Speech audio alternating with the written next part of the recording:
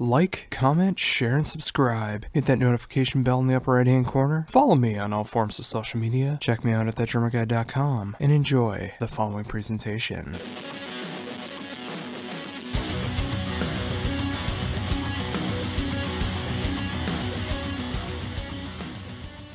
Hey, it's Billy. Hey, how's it going? Good. Looks like some cross wires there on time, maybe. Oh, that might have been, but regardless of that, thank you very much for taking time to do this interview. Yeah, man. No problem. We're set up to do all that right now, so. Oh, awesome. Well, of course, here to talk about the brand new album from Jetboy, Born to Fly, which is coming out next Friday through Frontiers Music. I've gotten the chance to be able to check out this album, and I've given it a few spins, and I just really love what's going on with the band right now in 2019. I mean, it's such a great display of what the band was always capable of, but just through like a new modern filter, and it's so great to hear that. Wow, that's cool. That's a good, well said. Oh, awesome. So, with that in mind, how did the writing process begin for this new album?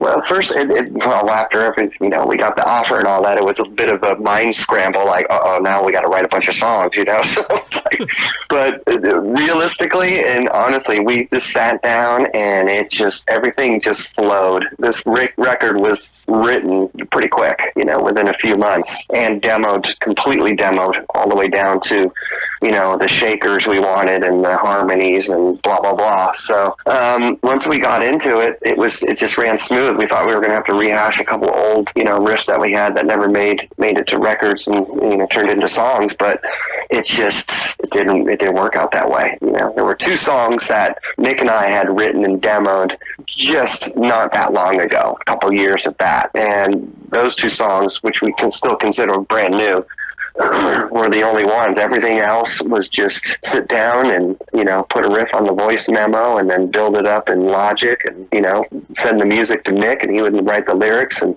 seriously, within the next day, 2 days tops, he'd have it done, so the process was great. We all live in different places except for Fern and I were able to sit and demo the guitars and put all the music together. We just fired off to Mick, and he would write it, and then we picked a weekend for everybody to come out and demo the tracks. We did that, and then we went in and recorded. Oh, that's incredible. I mean, I'm glad to see that inspiration and creativity was able to hit like that. I mean, right after signing the deal, and then just like thinking about what direction you want the album to go in, and then just like soon after, you pretty much have the whole album ready to go. Yeah. It was great. It was super fun, painless. It just flowed real organically. It was a good thing. Oh, definitely. So with that said, I mean, how does it feel to already have this album coming out next week? Yeah, it's exciting. I mean, it's been done for a little while, but we've been gearing up, piece by piece, every month up to it, and definitely with the first video coming out and the second, we have a third video that'll come out the night before the album's released, and it's a whole different way of doing things now, but at the same time, the feeling is still the same. You got a new record coming out, and everybody's going to hear it that, who've known the band since the band has been around for a while. We got our, hardcore, whatever you want to say, fans that dig the band, and hopefully, the record leaks out to new people and new ears that are going to become fans of the band. So what has been the reception that you've heard so far from the singles that have been released? Everything has been really positive. I mean, for the most part, all of it. Any review or just like what you said when we started talking, I did an interview previous to this, and it was the same thing. LA Weekly just picked album of the week, and what they said in there was incredible. I mean, it's everything you could have wished for. And like so far, people are just what we've read so far. It's been super positive. Oh, that's such a great thing to hear that too. It's like after taking some time in between albums, getting a new label to want to be able to support you guys and be able to get some new material out there. I mean, it's so great to see that everything was able to go as smooth as it can, and now with the album coming out next week and being able to promote it through press, and especially if live shows are coming up to be able to promote it as well. I mean, just being able to show everything off that you can in Jetboy in 2019. Yeah, it's exciting, definitely. So what was it like again to be able to like go back into the studio and start working on Jetboy material again? Well, it was, once we got into the studio and we were all together, and especially myself, Mickey, and Fernie, because the original members that are still doing it, it's always been that way, whether, in 2010 we wrote an EP just with a couple new songs, but we just always had this chemistry that just was very easy, working together, and stuff just clicked. Everybody knows their part, and we just put it together and create what's known as Jetboy. So, but to be in the studio and to recording, a full record was fun. It was definitely, I could be doing that all the time. Love being in the studio and creating like that. It's super fun. Oh, absolutely. So while you were in the studio, did you change anything up in the studio as far as like your gear or anything? Did you try any new guitars or any different amps or anything like that? Well, yeah, yes and no. I mean, we new stuff. There's a lot of new boutique amps out there, so I use the Friedman. Vern has a 2-rock, and guitar-wise, it was pretty straightforward. I actually have a guitar company, so I used mine, Rock and Roll Relics. But we kept it very kind of what we did before. It's kind of just newer gear or the same kind of gear. I did use an old Plexi Marshall on a couple tracks, but it was the whole idea was to get, the classic vintage sound of what we all grew up on, It's just very straightforward rock and roll tones. And yeah, I think we did a pretty good job at it. Oh, definitely. And I can hear that throughout. I mean, just like the tones that you're getting from everybody in the band. I mean, it just has that great vintage sound of Jetboy. But again, it's just like it's modernized just enough to be able to show off more of what you're capable of in 2019, but not losing anything. And it's a great formula to be able to get that sound. Yeah, I think that's great. I mean, that's again well said. I like how you say that, because I don't think we just constantly went in to just do the best record we can and keep it as what Jetboy is. But you can't help but how you've grown as a musician and writer and player and all that. That's just automatically going to come out, and I think that's the modernizing of how you say that is what happened. Oh, definitely. So again, just like with how comfortable and smooth this whole process has gone through this album cycle. I mean, what was it like deciding what songs were going to be released as singles? We work with the label, so we finish the record, deliver the record. We had our ideas of the songs, and funny enough, they all really fell into the same as what we felt. We felt like, Born to Fly, the title track, Feel the Shake was the title track. That straightforward mid-tempo beat. Don't bore us, get to the chorus, super less is more, simple rock and roll tune. So it was kind of a no-brainer to release that first. We all kind of agreed on that. And then Beating the Odds, we just felt it was the right thing to do. And the label picked the same songs we did. So we were like, well, let's just go with that. Again, it's just that's so great to see that chemistry between yourselves and the label working out that well as well, because I know sometimes there can be a little bit combative, deciding what singles are going to be chosen, because the band might have one idea and the label might have another. But the fact that you pretty much saw eye to eye together, that's so cool.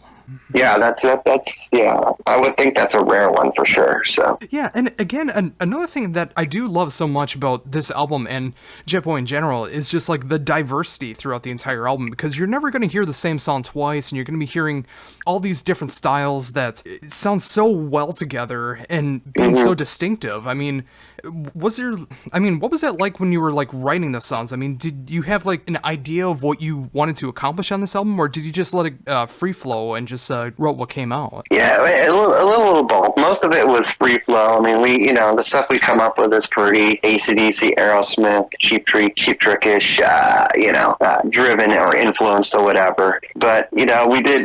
We always we're really at one point we really were into blues, and we really stood on the big blues thing, and always had kind of like Mickey played harmonica, I played slide guitar. So we knew it's we had to have some sort of slinky type of bluesy tune that was really swampy and had that vibe. Which is the track Smoky Ebony on the album. So little things like that, but that's kind of I don't know. That's just it's what the band's about, anyways. So most of the songs were they flowed the way they should, and it was super easy. And we really didn't have to think much. Once the songs were done, we had 14, and we bumped 2 off that really weren't finished yet. But once we got to 12, it kind of we knew that was it. So for those couple songs that weren't finished enough yet to make it onto the album. Do you think those songs are gonna see the light of day once they get finished up? Yeah, they will for sure. Yeah, we're already writing stuff for another record. It's kind of, I've always been into like demoing and writing, and love the Logic program. I could sit for hours and write music. So already, you know, on the phone, our little devices we have now, we have the voice memos. We always, between the three of us, we're always putting something down. So yeah, well, what we did, I'm sure we'll see the light of day, and along with some that don't exist yet. Oh, and that's so great. And I'm glad to see that inspiration is still going on. I mean, I know it can take a lot of energy out of some people releasing an album and then talking about the album and then playing shows for that album that they can't even think about the next album yet. But the fact that you're already writing for the next album, that's so cool to see that. Yeah, I mean, you know, why not? I mean, I think we all got into this for the whole reason of playing music, and I love to sit down and write riffs and turn them into songs and send them to Mick, and he writes lyrics. It's just, I love it. I could do that all day long. And, you know, we're doing it, and we're not making a ton of money at this, if any at all. So it's obviously for the love of it from the get-go. So it's like, which, you know, that's good. Oh, yeah. I mean, if you got that inspiration and creativity going, and, you know, it's like you do have that passion for the music that you are creating, I mean, obviously go forward with that and do the most that you can with it. Yeah, exactly. Yeah. There's some artists out there that, you know, I'm a big fan of the Wild Hearts. I don't know if you're familiar with the Wild Hearts, but Ginger, he's just like one of the most prolific songwriters, and he's just got a catalog that's just, you know, a mountain size deep, and that's just great songs, you know. And I just, you know, he's one of those creative guys that just, he has to do it. That's just who he is, you know. And I think that's what happens when people get into music. There's some people that are just, they have so much in them, they just need to get it out, and it's part of who they are. Oh yeah, and you know, again, especially with the length of time between Jetboy albums, I mean, the fact that you were able to get that inspiration going again, and then being able to continue it on for what will be the next record as well. I mean, obviously with the creativity that's going on with this album, and with it being so catchy and in so many great different ways of great rock and roll, I'm already excited about the next album, and this one's not even out yet. That's great. That's good. I like that. I mean, you know, we're all fans, so, you know, when you're a fan of a band, and you always wait for that next record in hopes that you get that next record. Oh, definitely. You know, that they do another one, you know. So with that in mind, but between albums, is there any possibility of any live shows that are coming up to be able to promote the album? Yeah, we are doing the Viper Room on the 26th, the day after the album's out, here in Los Angeles. And then we do the Monsters of Rock cruise for the first time in February. And then probably between the Viper Room show and Monsters of Rock cruise, you know, we're definitely trying to see what kind of stuff we can do, whether it be fly-in dates for weekends or getting on a short run with something. But we definitely want to get out there and work as much as we can, and more ways of like getting away from our personal lives to go do it, as much as we can as a band to want to do it to promote the record. So. Oh, totally. And, you know, again, as much as I love hearing these songs on record, I just imagine that the live versions of the songs, you know, just like with that full energy of the live show that's going on, it's just going to make the songs even better. Mm-hmm. Yeah, exactly. We did a show, we did 2 shows over the holidays. We did Fresno on the 30th, and then New Year's Eve, 31st, with our pals Junkyard. And we played, you know, a handful of the new songs, and they, you know, by the second show, they really started to feel good, and the energy was at an all-time high. It was nice. Oh, yeah, and it sounds like you're going about it the right way, too, you know, like not necessarily playing the whole new album, but playing a good chunk of what is on the new album, and of course, playing the classic Jetboy songs, and, you know, just putting together a great set list for people to enjoy. Yeah, exactly. Yeah, it's kind of hard to pick a set list, especially with the new record. We want to play so much of the new stuff, but you got to intertwine some of the vintage stuff that we have now, you know, that's now vintage.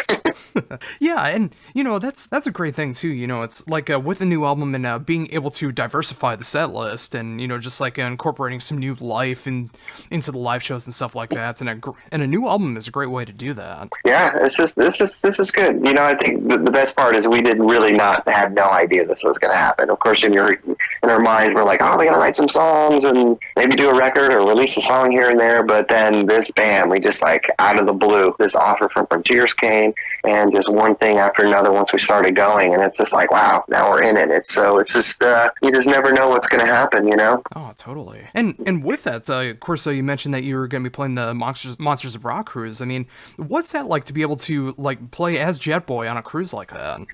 Well, we haven't done it yet, so I have no idea what it's like.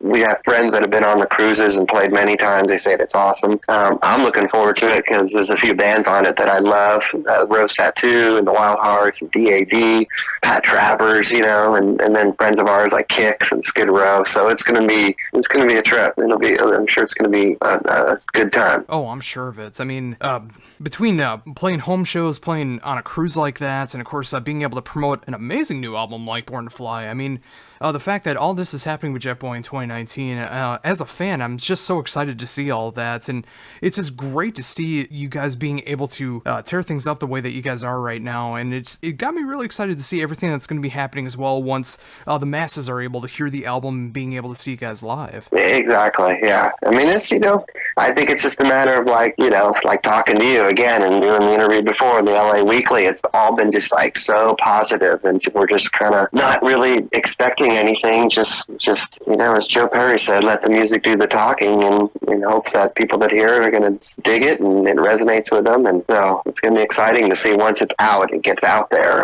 You never know who's going to hear it and go like, hey, these guys are great, let's bring them out for a few dates. Could be a big band, you never know. Oh, definitely. And I think with that, I think it's a fantastic note to end on, and thank you so very much for taking all this time to be able to talk to me about everything going on in the world of Jetboy right now, and of course the brand new album Born to Fly coming out next Friday through Frontiers Music. I absolutely love this album. I love what you guys are doing now in 2019, and the fact that you guys are really going out there and promoting this album, playing the live shows, already thinking about the next album. It's just great to see all of that happening in 2019, and I thank you for taking the time to be able to talk to me. All right, thank you, and thank you for the great words. No problem. Before we wrap things up, is there anything else you'd like to mention that I hadn't brought up yet? I think that's about it. I mean, the two cool things on the record is in the 90s, you know, when we did Damnation, we became pretty good friends with Lemmy, and he did some demo work with us, and he wrote this spoken word piece, and it was released years ago, and then, but we lifted a portion of it, and then Beating the Odds, if you listen in the breakdown, it's a good little ode to Mr. Lemmy, because it's a piece of what he did of this spoken word thing, which is super awesome. And then the other cool thing is on the song Every Time I Go, Chris Shiflett from the Foo Fighters plays the second solo after Fern, and he was a big fan of the band when he was a kid, so it's cool to, you know, that just shows you on how things happen and where people can go. You know, he's a fan of the band when he was younger, and now he's in the Foo Fighters, and you know, who knows where that can lead things for Jetboy too. So. Oh, for sure. And again, from the fan aspect, I mean, the fact that you were able to like channel the inner Foo Fighters and Motorhead and the classic Jetboy sound and some new sounds into the band. I mean, the fact you're able to do this all on one record and make it so cohesive and fun to listen to, it shows what you guys are capable of as a band. Mm-hmm. Yeah, that's great. Yeah, because we just kind of did what we do, and that's cool to hear stuff like that. What you're saying.